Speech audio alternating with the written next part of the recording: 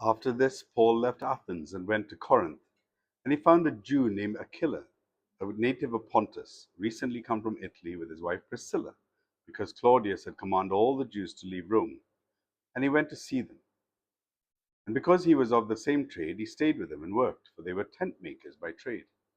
And he reasoned in the synagogue every Sabbath and tried to persuade Jews and Greeks. When Silas and Timothy arrived from the Macedonia, Paul was occupied with the word, testifying to the Jews that Christ was Jesus. And when they opened and reviled him, opposed and reviled him, he shook out his garments and said to them, "Your blood be on your heads. I am innocent. From now on, I will go to the Gentiles." And he left there and went to the house of a man called Titus Justus, a worshipper of God. And his house was next door to the synagogue. Crispus, the ruler of the synagogue, heard of the Lord, believed in the Lord, together with his entire household. And many of the Corinthians, hearing Paul, believed and were baptized. The Lord said to Paul one night in a vision, "Do not be afraid, but go on speaking and do not be silent. For I am with you, and no one will attack you to harm you, for I have many in this city who are my people." And he stayed a year and 6 months, teaching the word of God among them. But when Gallio was proconsul of Achaia, the the Jews made a united attack on Paul and brought him before the tribunal, saying, "This man is persuading people to worship God contrary to the law." But when Paul was about to open his mouth, Gallio said to the Jews, "If it were a matter of wrongdoing or of vicious crime, O Jews, I would have reason to accept your complaint.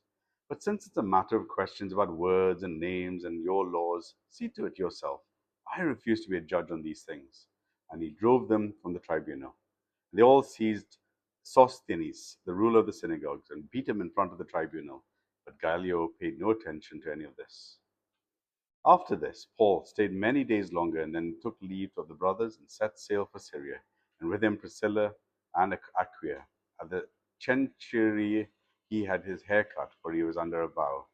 And they came to Ephesus, and he left them there, but he himself went into the synagogue and reasoned with the Jews. When they asked him to stay for a longer period, he declined. But on leaving of them, he said, "I will return to you if God wills." And he set sail from Ephesus. When he landed at Caesarea, he went up and greeted the church, and went down to the Antioch. After spending some time there, he departed and went from one place to the next, to the region of Galatia and Phrygia, strengthening all the disciples. Now a Jew named Apollos, a native of Alexandria, came to Ephesus. He was an eloquent man, competent in the scriptures. He'd been instructed in the ways of the law, and being firm in the spirit, he spoke and taught accurately the things concerning Jesus, though he only knew the baptism of John. He began to speak boldly in the synagogue. Then with Priscilla and Aquila heard him, and they took him aside and explained to him the way of God more accurately. When he wished to cross to Achaia, the brothers encouraged him and wrote to the disciples to welcome him. When he arrived, he greatly helped those who through grace had believed, for he powerfully refuted the Jews in public, showing by the scriptures that Christ was Jesus.